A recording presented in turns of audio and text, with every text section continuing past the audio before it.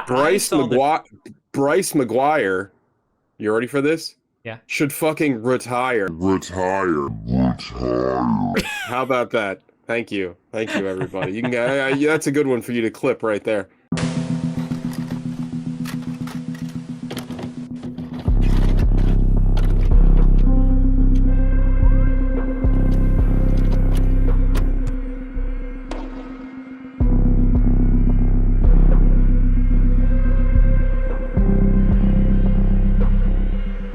Hi, everybody. Hold on. I think we're live now.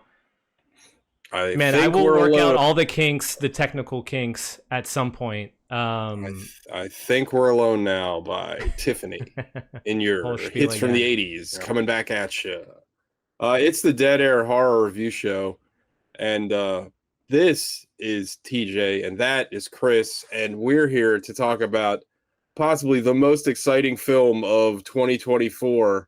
Don't swim out in the deep end, because it is Night Swim, and it's not just the pool is not just for peeing in anymore. It's for getting murdered in too. TJ, can I use your line right here? Please. Would you like to bury the lead? I love that. I love that saying. That's yet another thing that I have stolen from Sean. I can't take credit for that. Also, that's not like a coined phrase. That is a like I believe it's a literary term. Yeah, it's like a newsroom terminology. Term. Yeah, you can bury lead. This movie fucking sucks. It's terrible. I thought we kind of had hit the creative bottom when we watched that Once Upon a Knife. You know, it's funny, we just screwed up and didn't record 5 seconds ago, and I already screwed the title up again for that movie. It's a Wonderful Knife. I thought, that was something that we both were like, man, this is so generic. It felt like AI wrote it. Well, guess what? They also screwed up the name for that title because it's fucking terrible. Right. Then Night Swim comes along, and I'm telling you, if this wasn't it says it's got a screenplay written by 2 people. I can't imagine how it took 2 people to write this boring ass script. Well, this actually started from about a roughly 4-minute short, which you can find on YouTube. I saw that in the Wikipedia on this. No, okay. I did not. Can you just move your camera just a little bit so we can see more of your beautiful face? The left? How do you? Yeah, there we go. Yeah. Oh, you almost had it. There we go. What? Why is this thing? Hold on. How about that? And now just go a little bit the other direction. Oh, you're getting your face. There you go. There you go. Hey. Excellent. Look at that, everyone. We got it. Statuesque. Yeah, Romanesque. Yeah, so this was a 4-minute short written by the same writer-director, Bryce McGuire. Apparently, it did well enough to make it into a feature film. Bryce McGuire, you ready for this? Yeah. Should fucking retire. How about that? Thank you, everybody. You can. That's a good one for you to clip right there. I bet there's going to be people all over TikTok disagreeing with that sentiment right there. I wholeheartedly agree. Well, not necessarily that he should retire.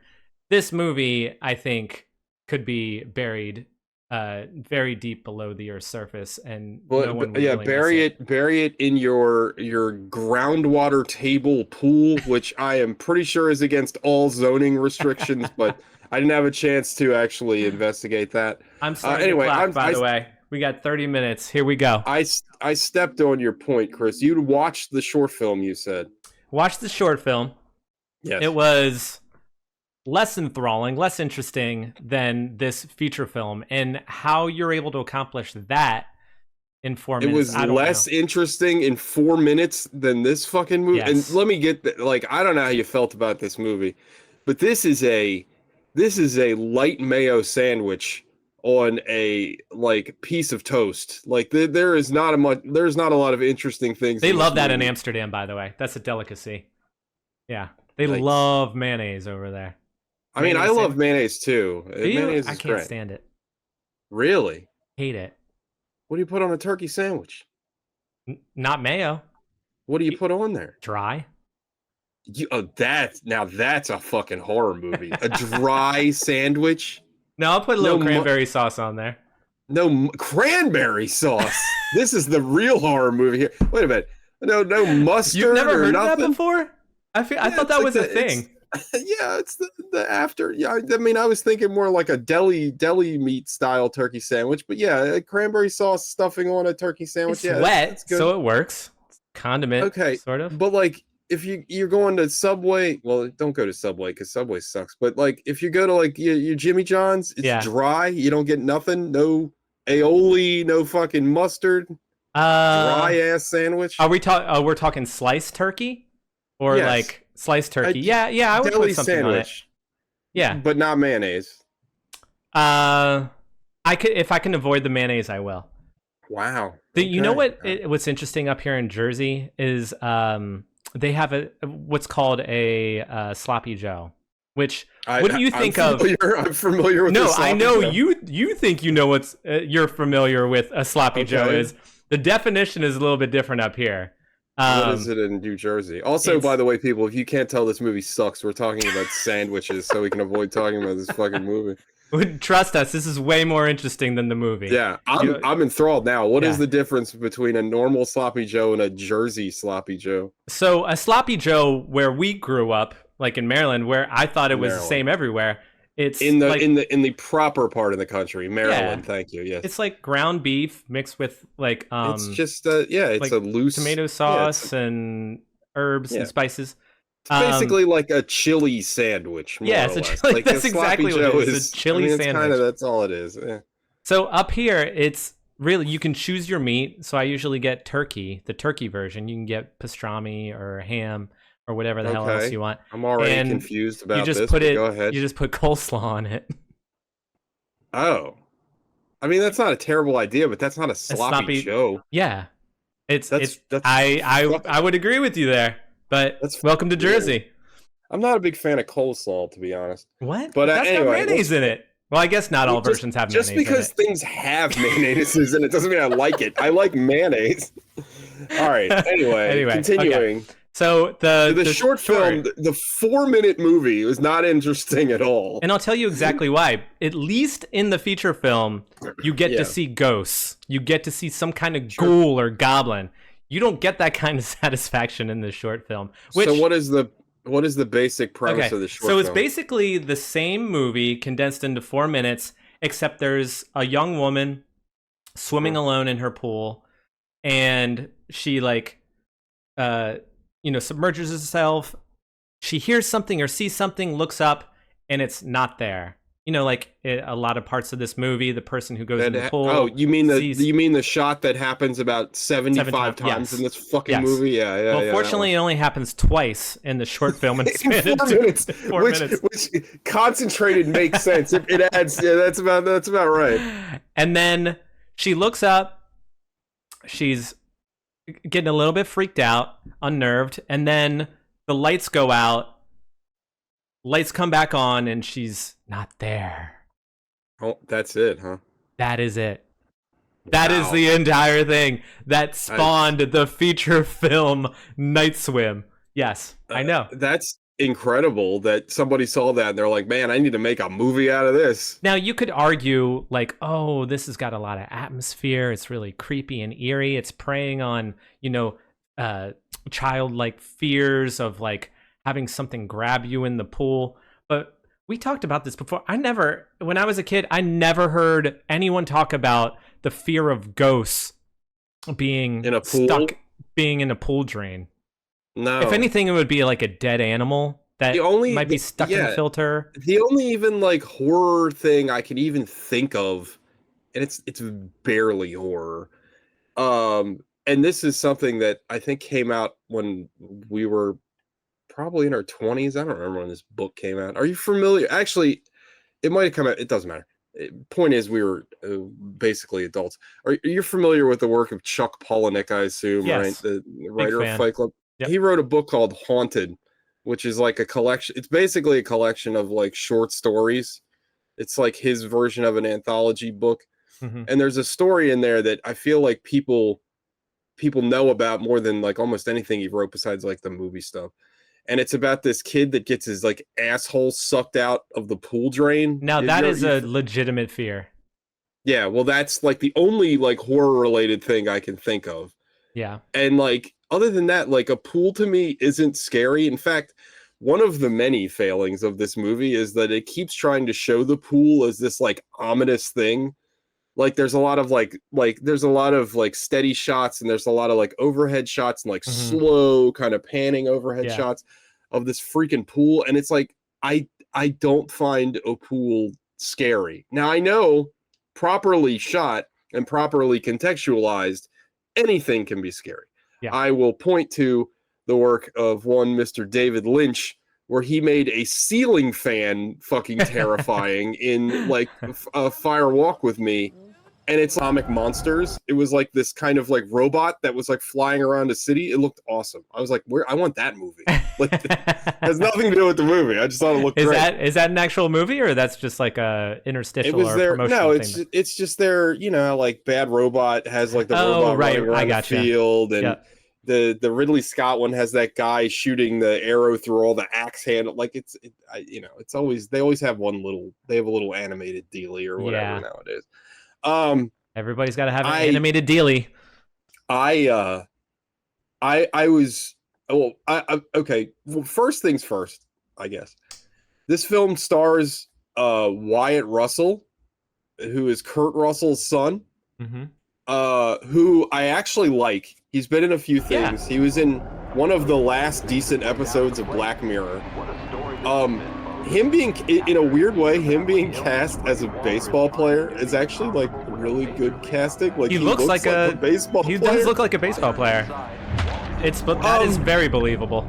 But this sequence right here, like I don't know why, but like the sequence of him being a baseball player looks like really like goofy and fake. I don't know why it looks so bad. Like the way that they lit it looked like something from like Telemundo or something, or like an old PlayStation 1 video game where they cut in like live action actors. I think it's like motion blur. It's just or I'm sure that whole background is CGI. Like they didn't they couldn't spend like 5 to 5 That was all shot on a green screen for sure. Also completely unnecessary to like what they were trying to go for. Yeah. I'm going to bring up two very odd things that came to mind when I watched this movie. So one, this is a curse movie, which again, like everything about this movie is like derivative, right? So like it's a curse movie and there's Asians involved. And so immediately it comes to mind The Ring, right? Yeah. Because you have Samara from The Ring coming out of the well wet, and she's got black hair and she's all fucked up. Again, imagery very similar to what you see in this movie. Were you able to remember her name? That's really impressive. I do not. What? From The Ring? Yeah. Yeah. I'm always impressed with your long-term memory. It's horrible. It's only good for movies. Also, The Ring, haters, get your comments ready now. American version of The Ring superior to the Japanese version of The Ring. Suck it. And I hate most American movies, as you know from listening to this show. But anyway, so you got that. You got the curse. But the other thing that I thought was funny is that, are you familiar with, this is not horror related at all. Are you familiar with the anime series Ranma One Half? No, I definitely am not. Okay, so Ranma, it's a comedy show, and the two of the main characters, and eventually like everybody in the show, so Ranma, the main character, when he gets hit with cold water, he turns into a girl, and you find out that he was training in China over these accursed springs, and when he fell in the spring, the curse was you get to take the form of whoever died in the spring. And for whatever reason, this movie was like, why does this remind me of Ranma? Because like again, it's like a curse underground spring. I thought it was funny, and then I was like, man, I just want to watch Ranma because it's a fun show. And then lastly, the scene we just put in, where he falls into the pool, and then he thinks about being a baseball player.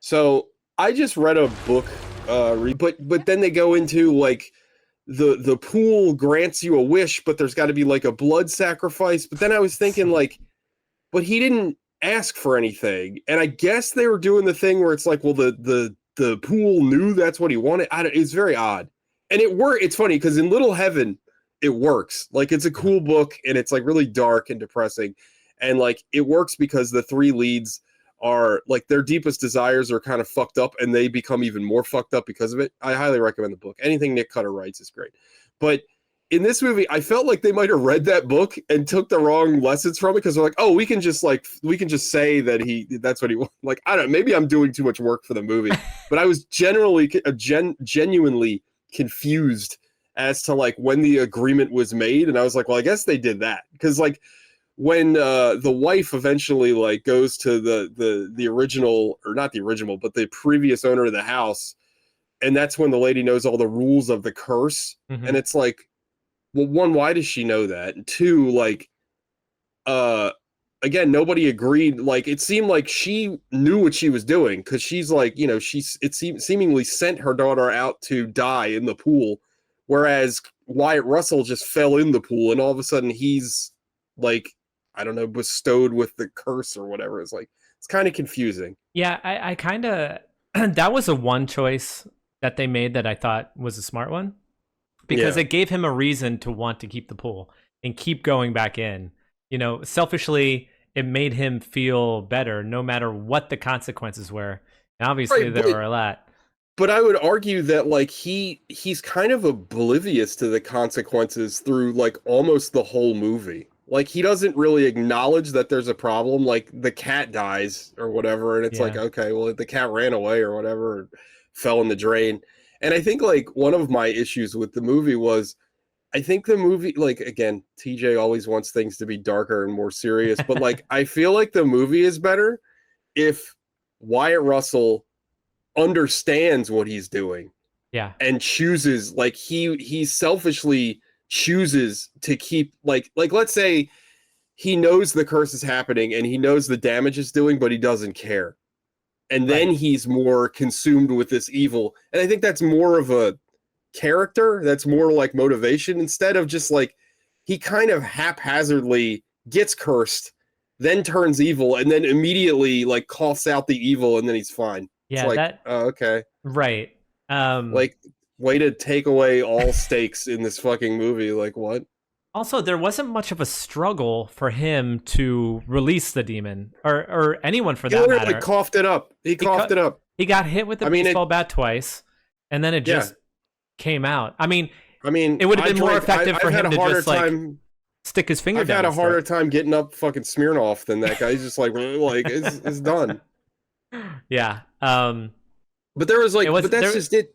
There was nothing, like there was nothing. There was no like progression to the movie. Like it was so weird. It like it kind of starts and ends, but like the middle part is just like a blur. But like there's no real elevation of tension. Like there's kind of a plot where the son like understands what's happening, but like not really. And like I don't.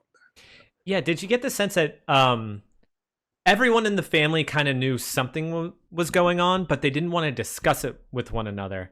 And for that, that I didn't quite understand why. Maybe they didn't want to appear crazy. I guess they didn't want to rock the boat.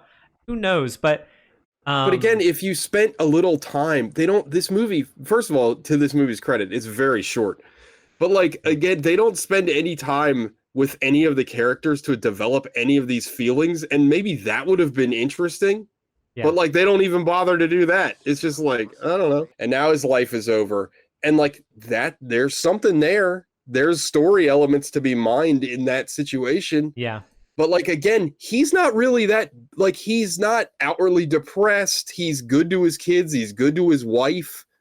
Like, doesn't this movie work if he's like a piece of shit and he's like dismissive to his kids and his like life is over and he's moping around about it. And he's depressed. Like, he's fine. Yeah. He's totally fine. It's like, it doesn't make any sense. Like, I love referencing other movies, but I remember on my other show we watched a movie called Red Tails. It's terrible. George Lucas's World War II fighter pilot movie. And there's a plot point in that movie where one of the characters is an alcoholic, but he doesn't do anything wrong, like ever, and he's fine.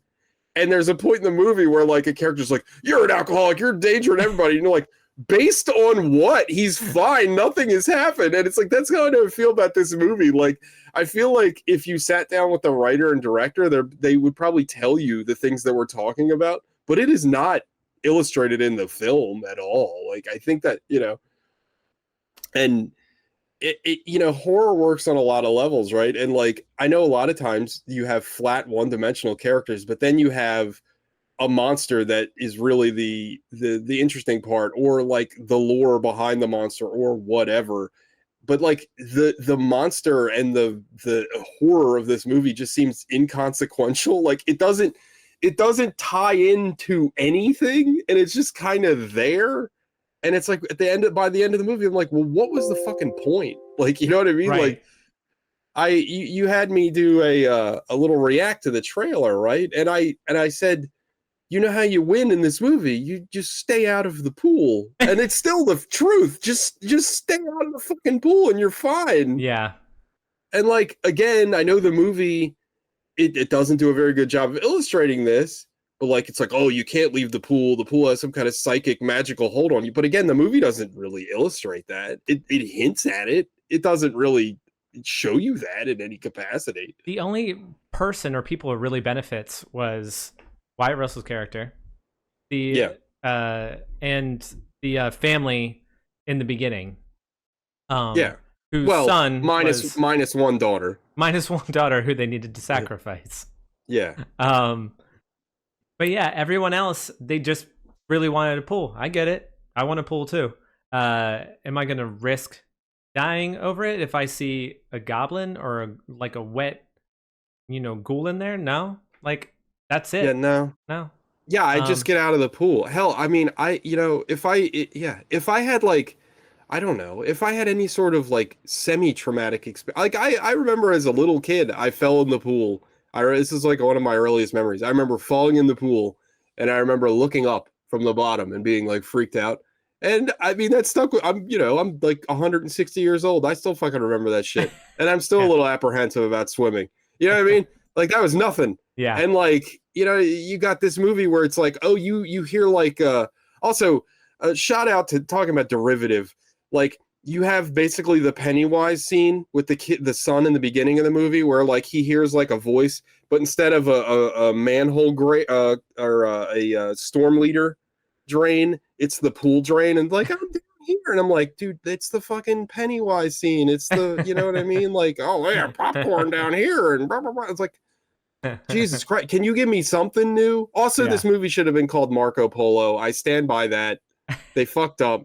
How do you not call this movie Marco Polo? Or that was my favorite line of yours from that TikTok video you did. That was Fish Out of Water. How about that? Fish Out of Water. Either one works. So one cameo that I really did enjoy in this movie, I thought was funny, that kind of lifted it back up, was unfortunately it was only in the first 13. Oh, maybe I was wrong. No, first 17 minutes of the film. Ben Sinclair, actor from High Maintenance, had a really. I thought he was pretty darn funny in it. Let's go in now. Absolutely safe, but you see that cap? I just find him hilarious, and I thought this part was pretty good. It didn't really fit the feel of the movie. No, but that for me was okay. Because and this is also the part where he talks about how they have a high water table in a pool, and to me, I'm no zoning expert, but I feel like if you had a high water table, you probably couldn't install a pool because the ground wouldn't be right. But I'm not going to like movie sins that one up. But this was an entertaining scene. Yeah. He's good. I like him. It doesn't make a lick of sense to the rest of the movie, but yeah. Was there anything you found in the movie that you thought they did well? No. Yeah. Fair. No. Fair. I mean, I felt like I was just annoyed, and like I know, like, you know, obviously reality and the verisimilitude of this film isn't important, but like I was really annoyed by the fact that how long people stayed underwater in this movie. Yeah. I mean, there's a point in the movie where the wife like swims to, like, I don't know, infinity, and she's underwater for like 20 minutes, and it's like, what the hell? Like, I'm so glad you brought that up, because I wrote in my notes a quote: "Pool or ocean? Why so big?" Yeah, yeah. It was. And I was like, hold on. When it looks like it was shot on a studio lot, which I'm sure it was. But why would you choose to make it look like that? Well, I think they were trying. They think they were trying to make it like outer worldly, right? Because you had all the dead bodies down there and all the what's it called, and but the daughter didn't seem the least bit concerned about how vast her small pool was now. Like, look at it. It is. Yeah, it looks absolutely like you're swimming insane. in the middle of the ocean. Now that's kind of that's a little worrisome when you see some air bubbles popping up from below.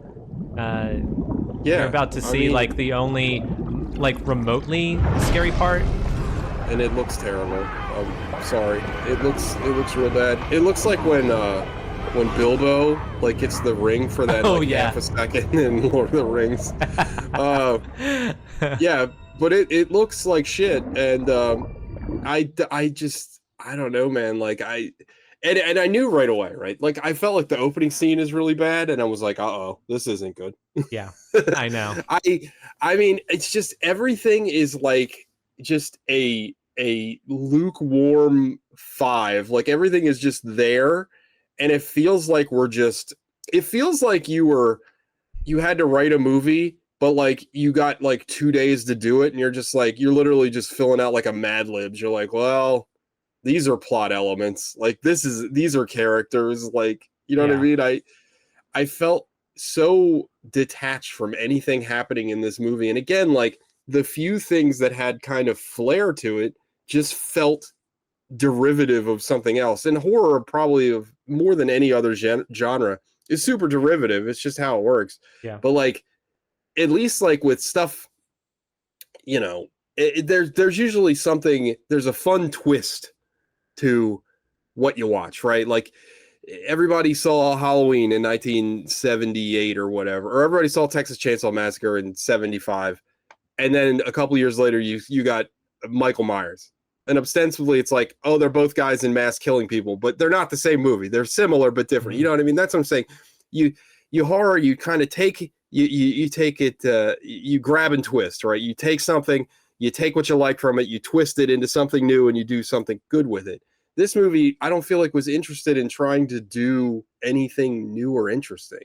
Yeah. You know what I mean? And the Pool Ghouls, which is also a better title.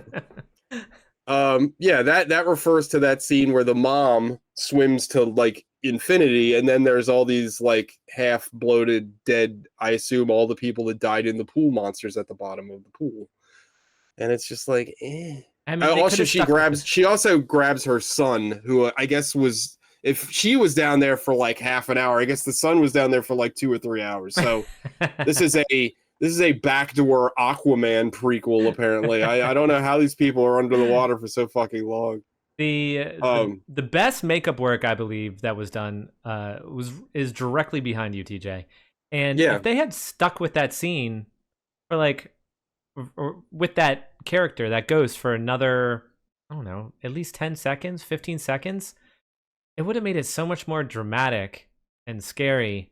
But I don't know if it's that the Jaws idea of, you know, or the philosophy of the less you see, the scarier. But it doesn't work with it. It doesn't work. It just doesn't. Also, I think the major flaw of this movie is, again, it's so easily avoidable, right? Like, it's like, just stay away from Demon. Just hit him with a bat 3 times, no more, no less. They will puke out black goop. Then they're fine. Yeah, I don't know. It's just this movie, and then the weird like heroic sacrifice moment at the end is just like misplaced and doesn't work. Up about it. Yeah, like Dad died, but they're just like, whatevs. I made a note of that too, because I thought the dialogue just felt, in your words, janky. Like it didn't feel, didn't feel genuine. It didn't feel like they were nearly as upset as they should have been that their father just died. Yeah. We can listen to it here. We could go anywhere. Put it all the way up so everyone can hear it. Then it's gonna happen to someone else, isn't it? I don't think anybody can. You hear it? I can't. Hear it. You can't hear it? I can't hear it. I can hear it. Or well, just know that they're like, oh, Dad died. Oh, it sucks. Yeah, and then cue the bulldozer. Yeah. Okay. Also, they talk in this scene. They're like, well, you know, we could sell the house, and they're like, it wouldn't be right. So what are they, the guardians of the fucking haunted well now? Like that's like, what is that? Also, like once they concrete over the pool, that's it, because it's about the groundwater. So you're done. Like you can't get to the groundwater. Like I don't know. Like we should have gotten some kind of water table expert on the show to like maybe you know. It could trace down into like an estuary or something. I don't fucking know. I just can't help but wonder what the next owner is going to think. I can't wait for Night Swim 2. Let's do it. Well, here we go. This is what you've all been waiting for right here. Scores. TJ, I can't wait to hear what you give this. This is gonna get a H 2.0, baby. Your puns. You got it? Always on point, yeah. H 2.0. Oh, this movie fucking sucks. It's terrible. I don't recommend it. However, it gets a slight bump in the points because it is incredibly short. I think it's under an hour and a half long. Yeah. And this movie knows it sucks because it tries to get itself over fast. I was like looking at the timeline I was watching on my computer, and I was like, I swear to God, I turned my head and I'm like, oh, this movie's halfway over already. I'm like, holy shit. This movie has to like take a shit, and you know what I mean? Like this movie is rushing through the door. And I say this with complete zero sarcasm. Don't you expect a little bit more from James Wan and Blumhouse? They don't care. These movies are money factories, dude. Yeah. They are money factories because this movie cost, you know, the Blumhouse thing, right? They don't spend more than like $4 million on a movie. Yeah. And like, you could tell this movie looked cheap, probably took a week to shoot. And then they're like, fuck it, put it out. And, you know, it probably already made double its money back. They don't have the biggest flops for Blumhouse don't lose money because their movies are so cheap to make. It's ingenious.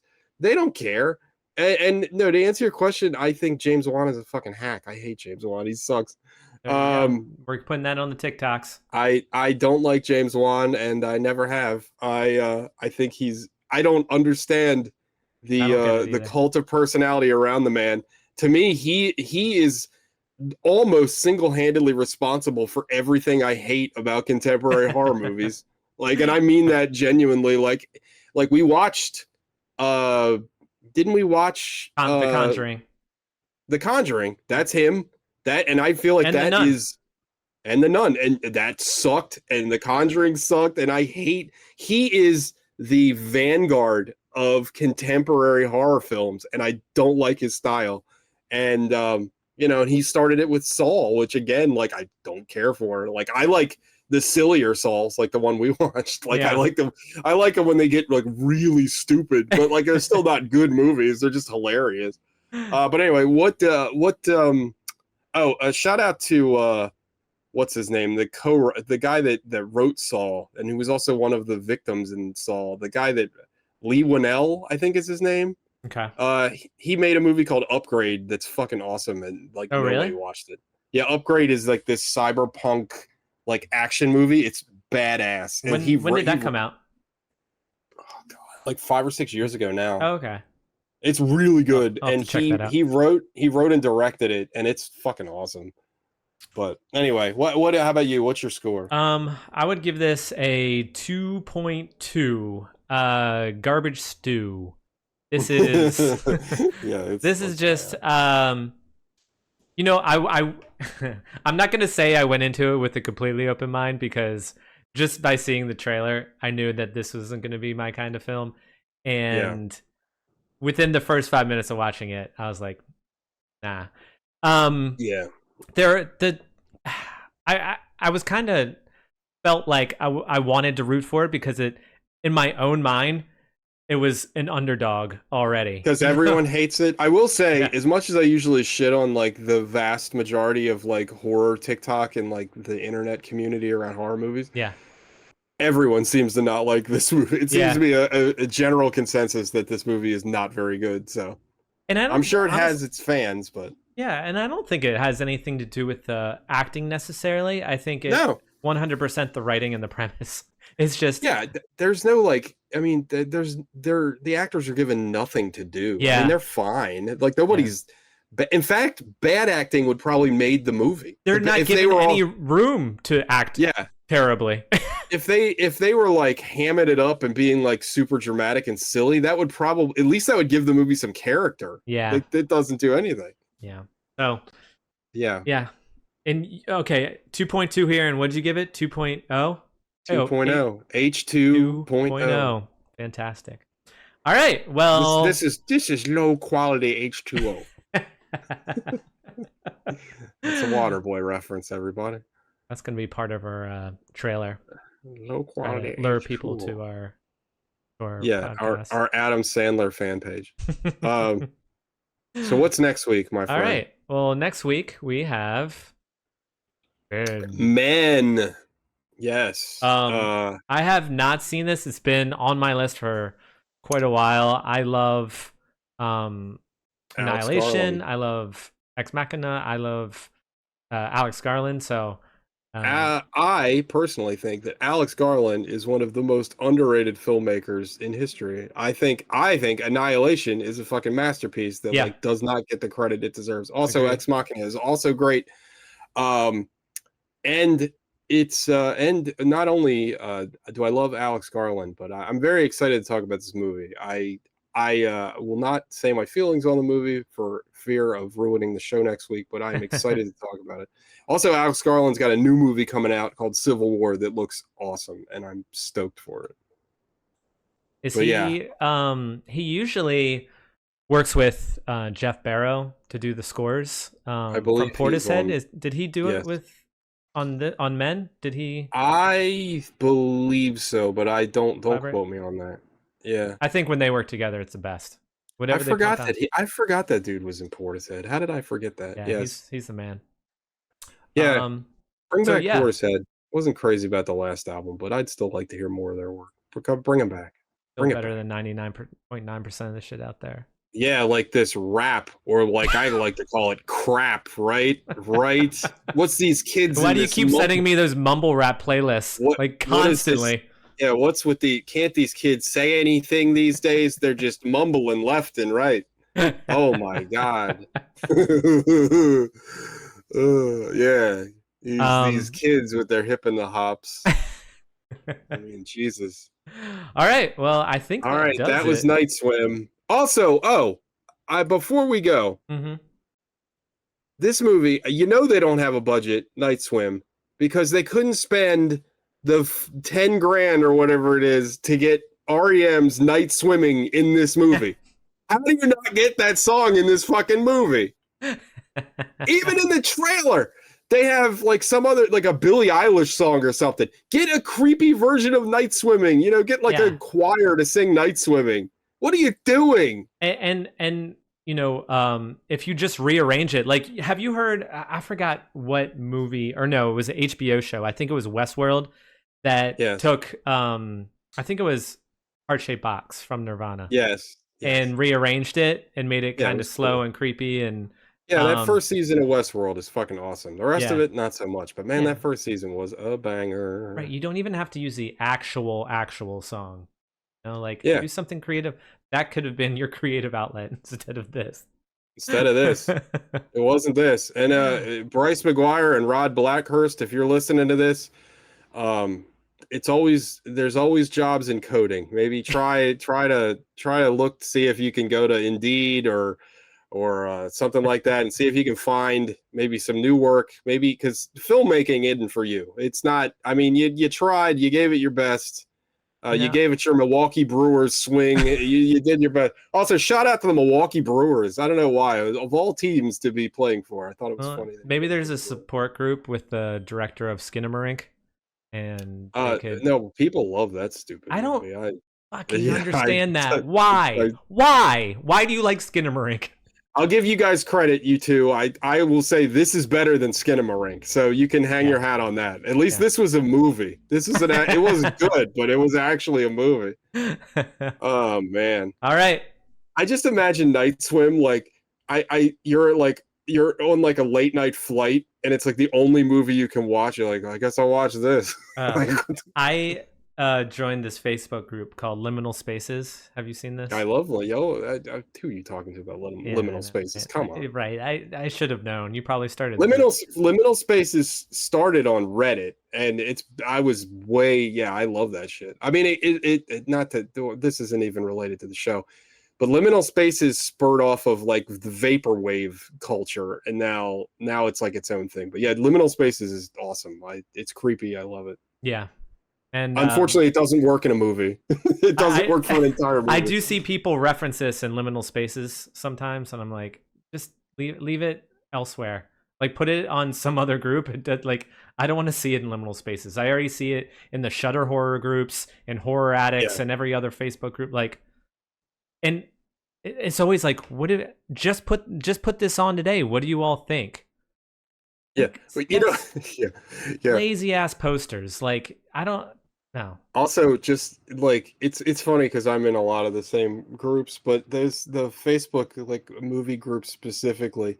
It's like everybody just talks about like the same 10 movies. Yeah, like you see the same posts over and over. It's like just like I don't know, man. Like I'm not saying like just Google maybe, or like go in and search in the whole thing. But whatever. What are you gonna do? Somebody the other day, I referenced When Evil Lurks. Yeah, and they're like, "Oh, I heard of that. Where can I see it?"